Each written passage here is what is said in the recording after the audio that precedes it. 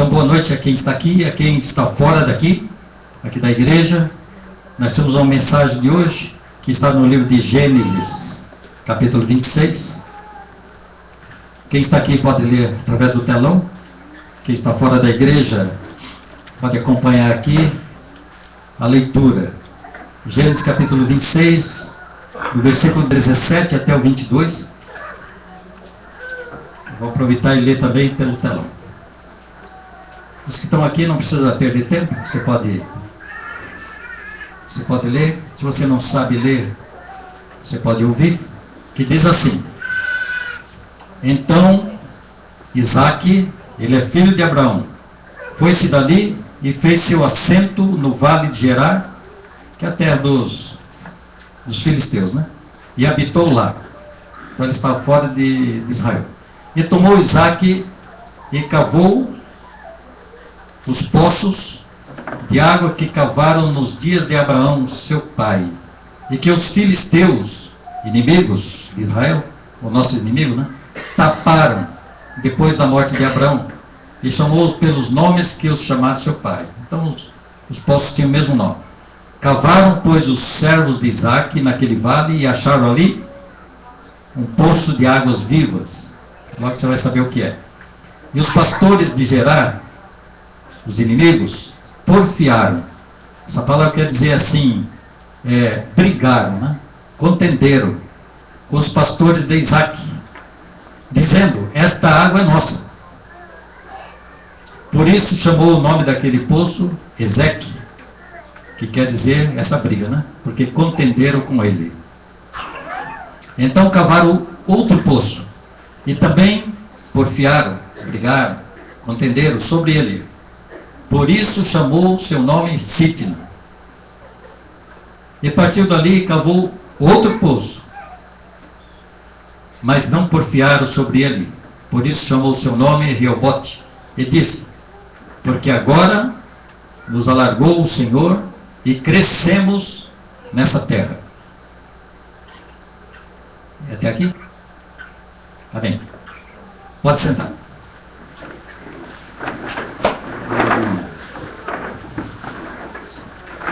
Irmãos, vou repetir alguns princípios para que você entenda, comece a entender desde o começo a mensagem de hoje. Você que já está acostumado aqui, já sabe até o que eu vou falar, mas nós aprendemos pela repetição, e você sabe disso.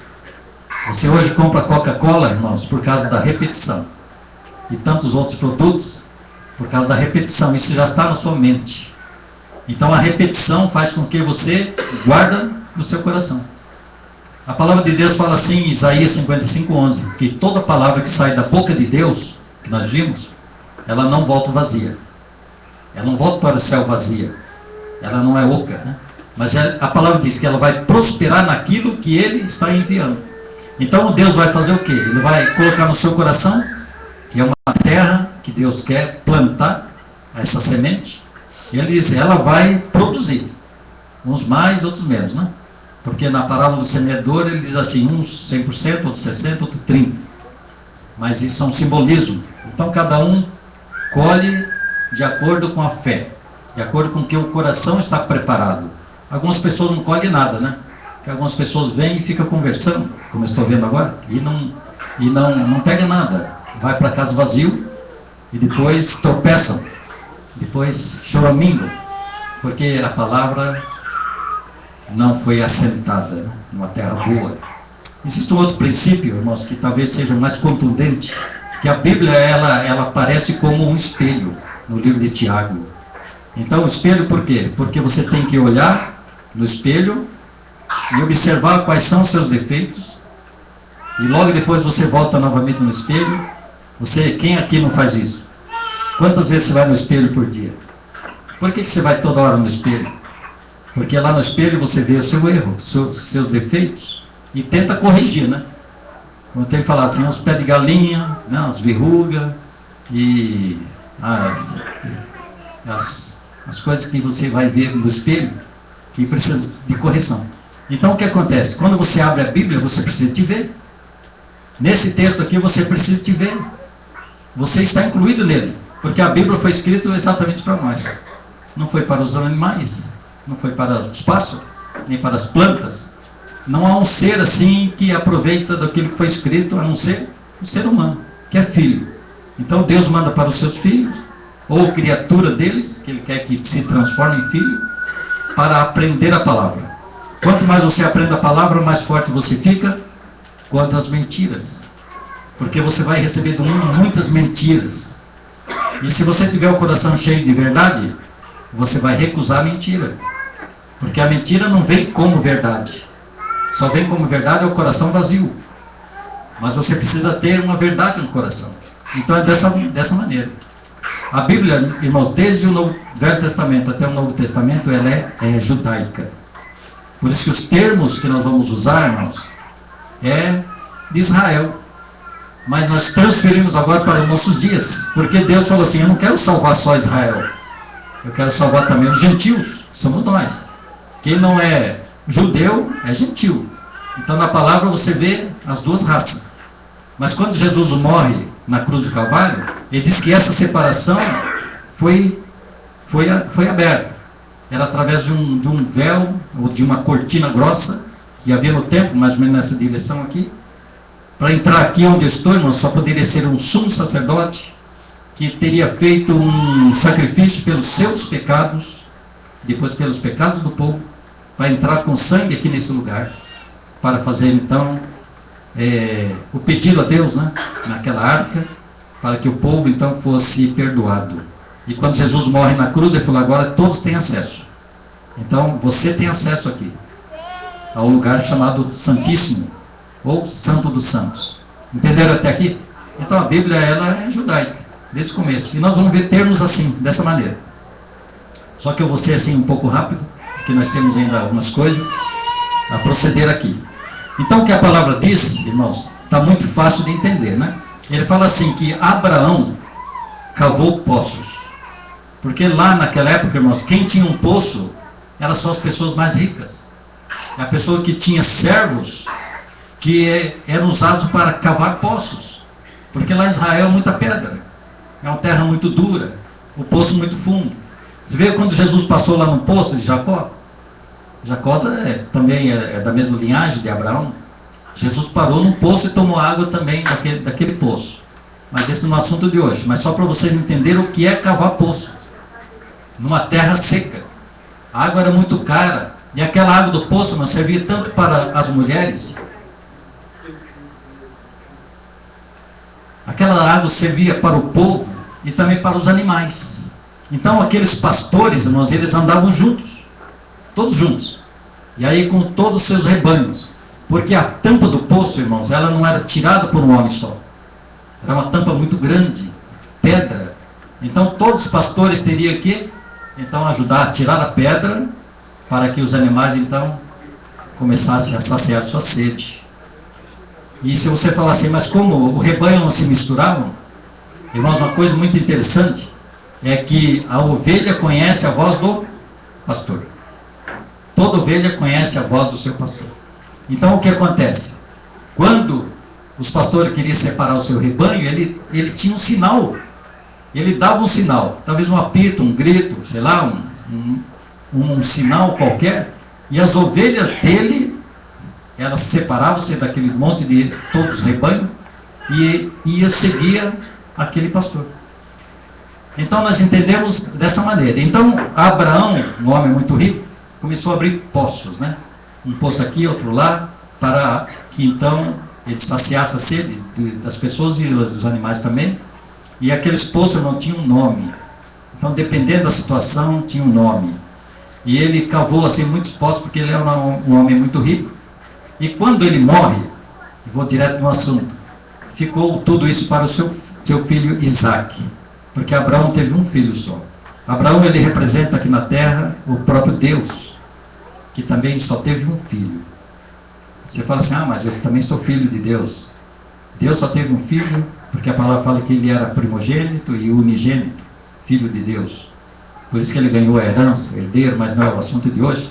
Quando você estuda sobre primogenitura, para mim é o assunto mais delicado, gostoso da Bíblia, quando você entende o que é uma primogenitura.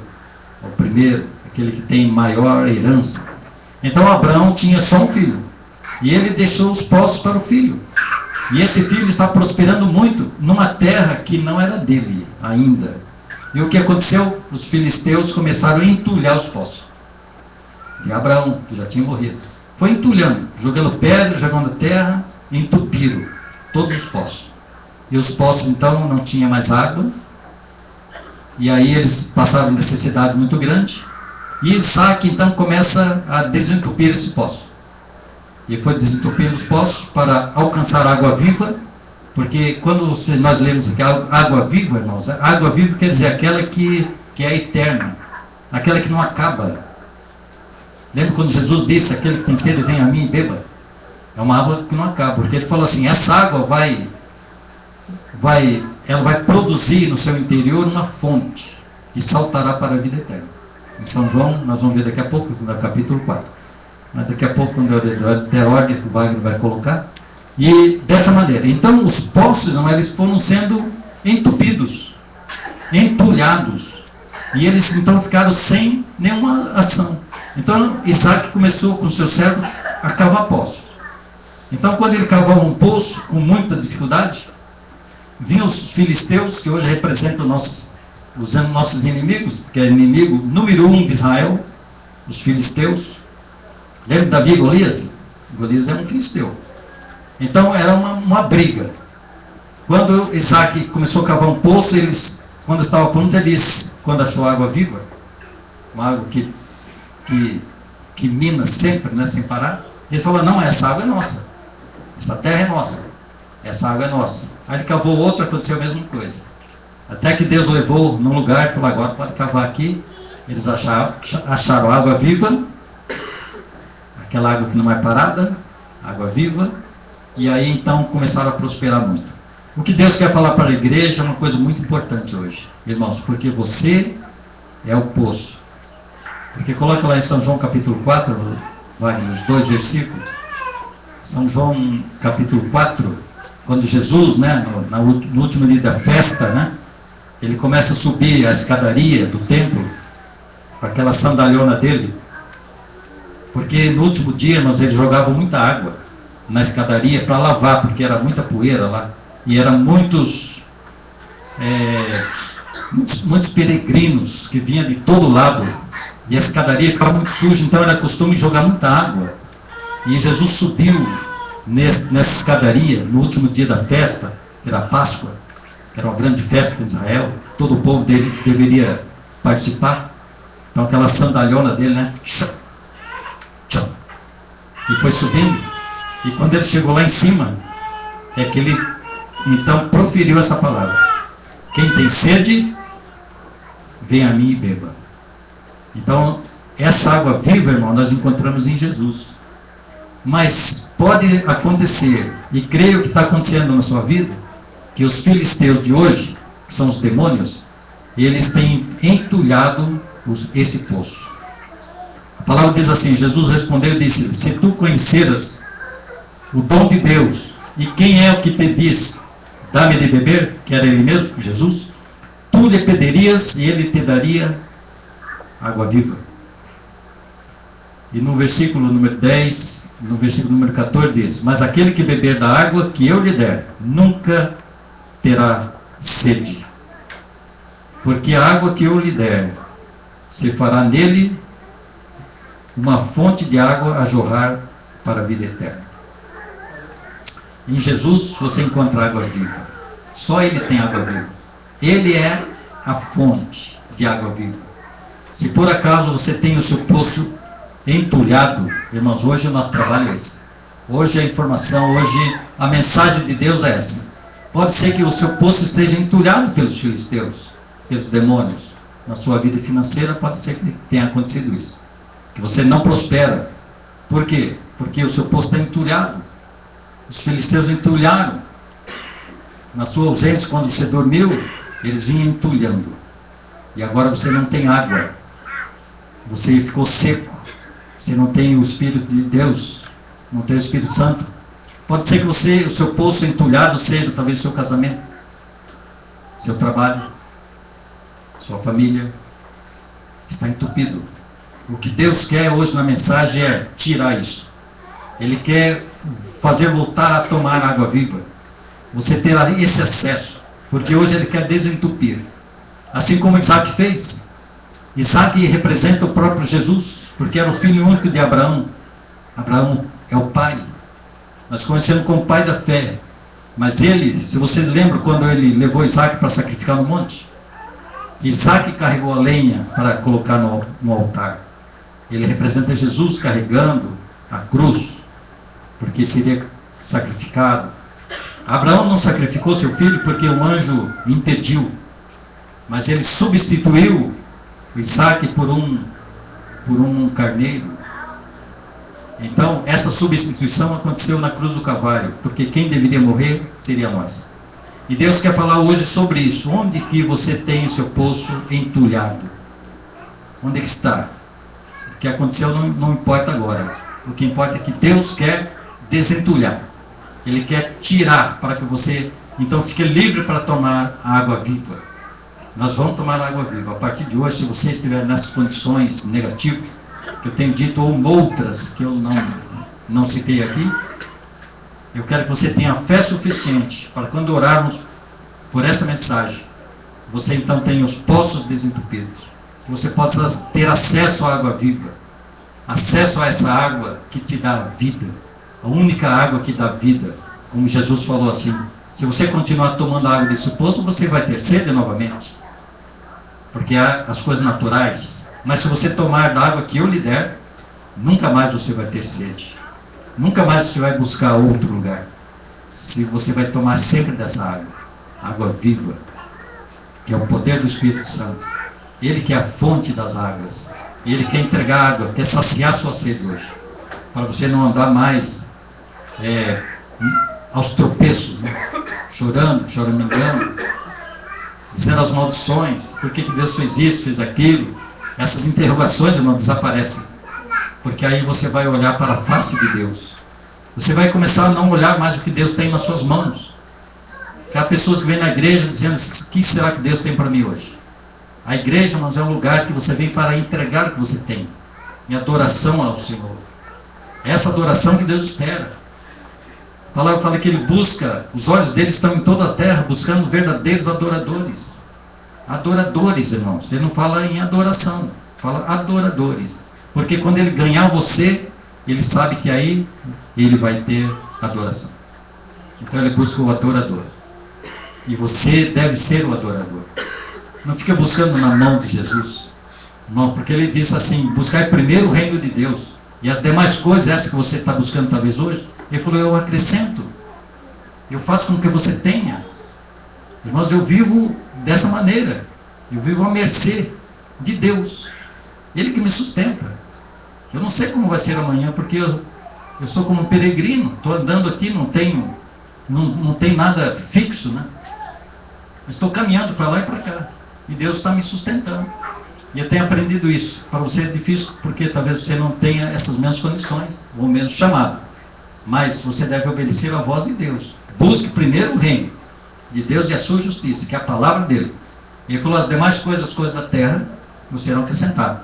Então, antes desse versículo, ele diz assim, ó, eu cuido dos pássaros. Você já viu algum passarinho morrer de fome? Só se trancar ele na gaiola e não der comida. Mas, naturalmente, nenhum morre de fome. Ele tem alimento sobrando. E ele diz que o nosso pai é que o sustenta. Passarinho não tem pai espiritual. É o nosso pai que sustenta. Aí ele fala assim, vocês que são filhos, vai faltar alguma coisa? Ele fala, você não vê os lírios do campo?